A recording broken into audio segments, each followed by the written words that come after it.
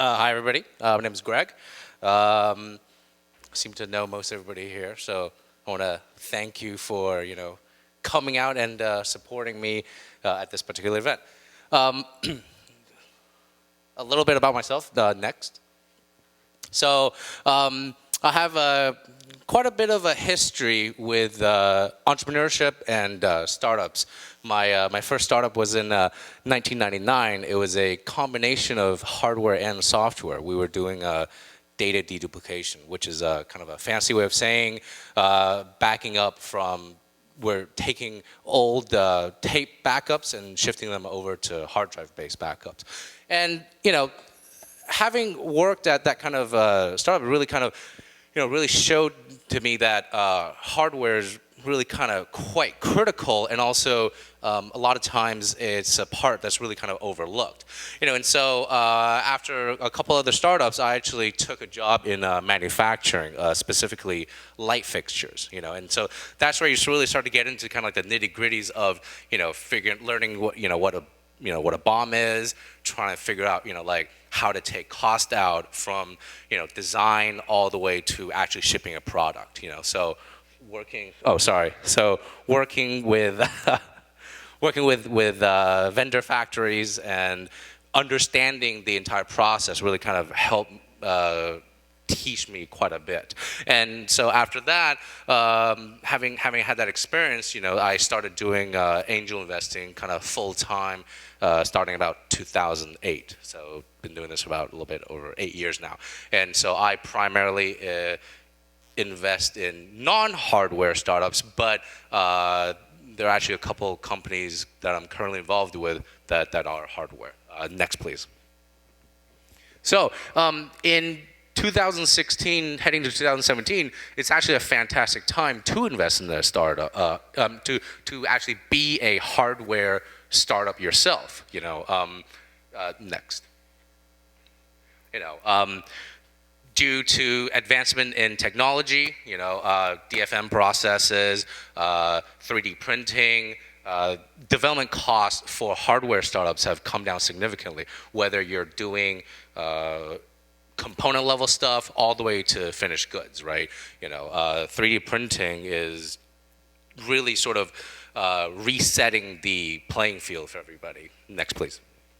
And also the fact that nowadays there are a wide variety of different platforms for you to get funding. In the old days, you either take out an SBA loan or you look for a bunch of rich people to put together a seed round for you to actually be able to fund your first run of production. But nowadays, actually, there's a lot of different, there's a greater variety of sourcing that's available, for crowdfunding sources like Kickstarter and Indiegogo. Is a fantastic way for hardware startups, once they've kind of gone through the initial prototyping stages, to really be able to then take their product out into the marketplace. Next, please.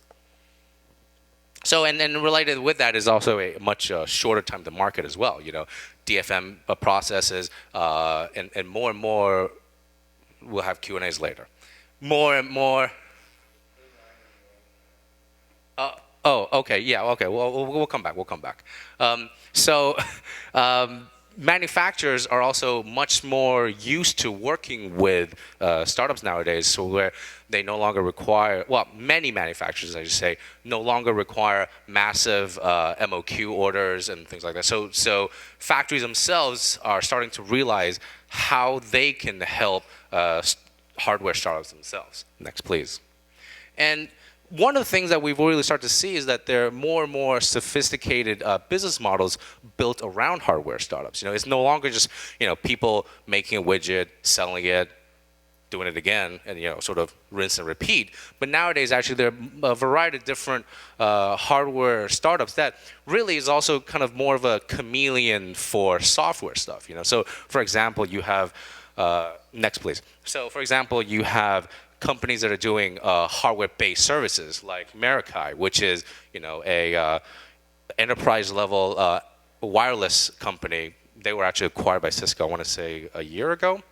But they'll sell you a hardware, but really where they make their money is actually on the software. So every year you pay them a licensing fee in order to continue to manage your access point. Then there are companies that do what we call hardware-enabled services, where you're buying a product and you may not necessarily need to use a service. So, for example, Fitbit is a great example of this. So if you buy a Fitbit, you actually don't need to pay for anything else in order to get value out of your Fitbit. But if you choose to, Fitbit has a premium user service where, for I think $40 to $50 a year, you have access to a wider variety of data analytics, and things like that. And then finally, there are what we call sort of like commodities-based software or hardware software, right? Where it's kind of like the perfect example is kind of the old Keurig model, where you buy a Keurig machine for not too much money, but you're locked into their ecosystem of always having to buy their refillable coffee. So a great example of that is also the Kindle, right? Once you buy a Kindle, you are locked into the Amazon sort of ecosystem. You have to continue to purchase your ebooks through Amazon. Next, please.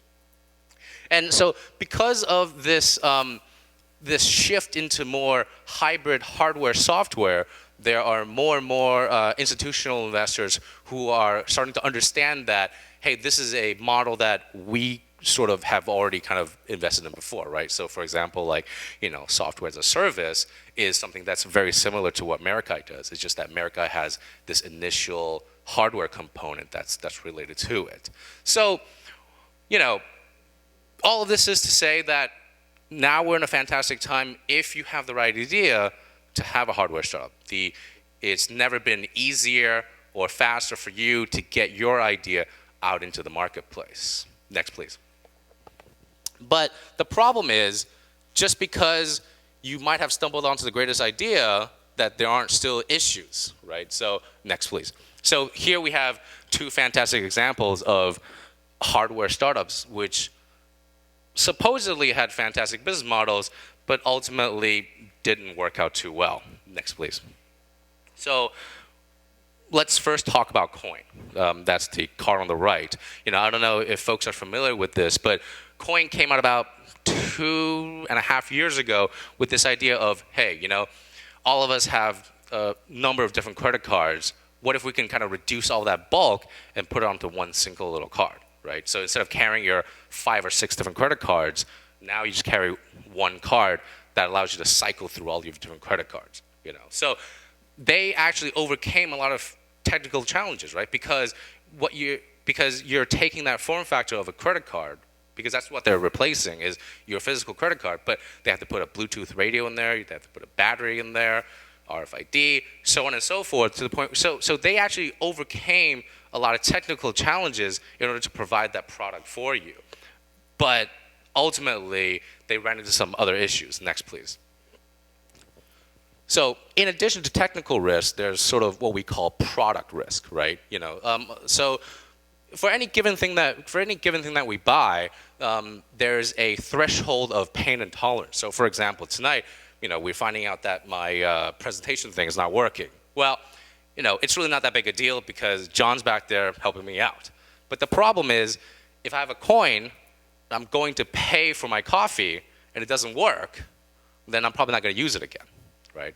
Or if I have a smart lock, if I can get home tonight, then that's great.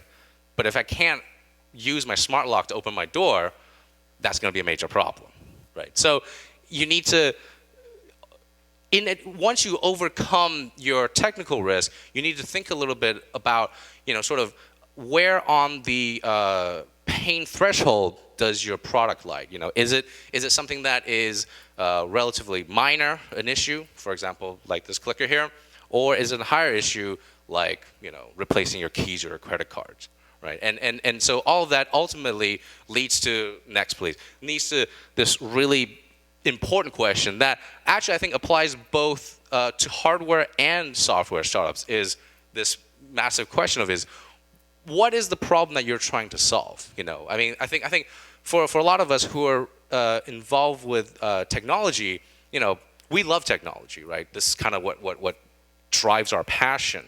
But in the real world, it's not technology that truly matters. It's, are you solving a problem for people? And so I think this is something that you observe a lot of times, especially with hardware startups, where they say, well, I have this fantastic technology, but what problems am I really solving? So you end up a lot of times where you have an answer that's trying to look for a question, when it really should be the other way around. Technology should be the thing that enables us to live an easier life, rather than having more technology for the sake of having technology. So if you're able to answer this question, then by all means, you should absolutely push forward. Next, please. So, when it comes to a hardware startup, it's radically different than a software startup. Next, please. Because it's a much lengthier and more involved process. It's not just about a bunch of guys sitting down in front of their computers at Starbucks, all sharing a GitHub, and you're all ready to go. The hardware design process is a much more complicated one. You need to engage a number of different people of different technical skill sets in order to kind of accomplish what you need, right? You need design engineers to figure out, how to package all of the different functions that you need for your product. Obviously you need software engineers to design software that will run your product, and to a certain extent, and usually you also need firmware engineers to write the code that's sort of living on the product itself. So it's a very involved process that a lot of people don't necessarily think about before they embark on this journey. So these are kind of important things to think about.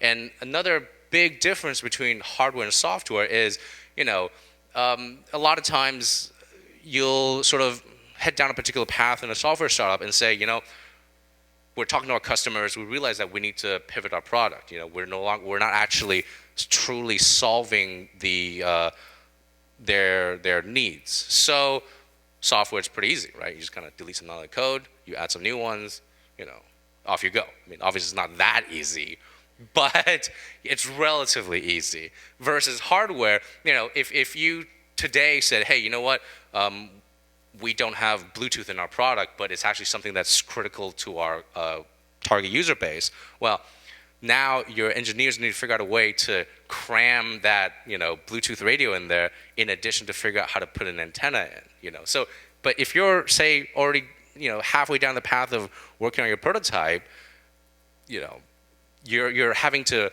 upset and having to restart everything. But, your contract manufacturer, they're not just working on your stuff. They're working on 10, 20 other people's products. So if you can't just sort of make the changes you want and then cut back in line, there's a much lengthier timeline that's involved with having to shift and adjust. Next, please.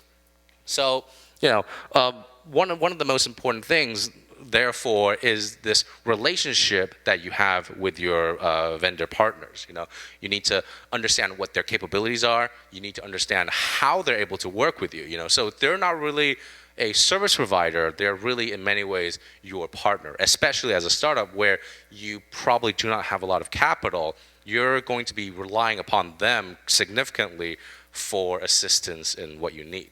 And one of the other critical issues is also understanding the supply chain, right? Because, your earphone, let's say, can have 50 to 100 parts, if not more. You need to understand where they all come from, whether these vendors can support you as you develop your product. If you have a massive order, will they be able to pump out the volumes that you'll need in order to bring your product to market? So, let's say you figured it all out. You have the world's best partners, and you've got your prototype ready to go, and you're saying, we're going to CS in 3 weeks, and we're going to kill it. Next slide, please.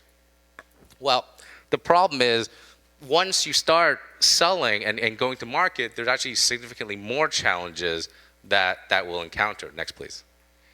So, it's very different to go from the process of going from prototyping into production.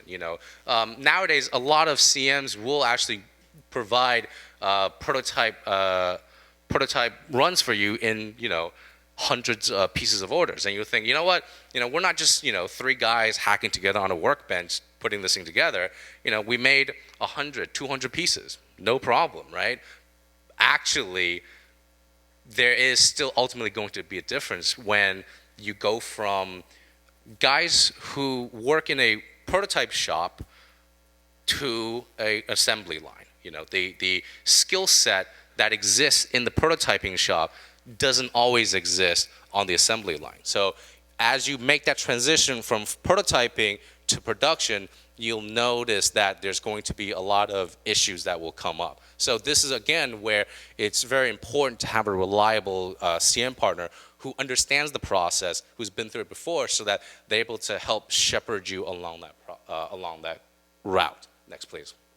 So one of the other critical thing too is, let's say you're at CES and everybody loves your product. Best Buy says, you know what, we want to put down a 30,000 unit order. Well, can you fulfill that order? Can your partners work with you to be able to fill the channel? That's going to be a massive question, and that's something that you need to think about as you're going through even your prototyping stages. Finding the right partners is super, super critical. Next, please. And one of the things that you'll encounter as well is selling in a retail shop versus selling in an online shop is actually quite a bit different experience. So for example, let's say Costco comes to you and says, you know what, we're gonna put down a 40,000 piece unit order, but you need to help support us in this thing. We're Costco, we can give you this fantastic deal, but you need to give us some concessions. You need to give us, a 12% rebate. You need to take back, returns for free, so on and so forth.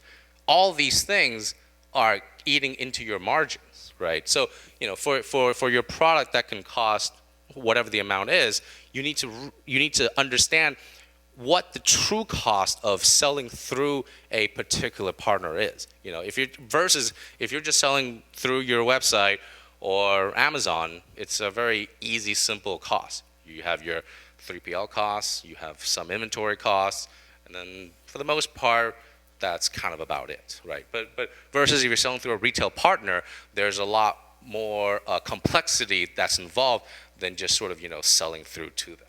Next, please.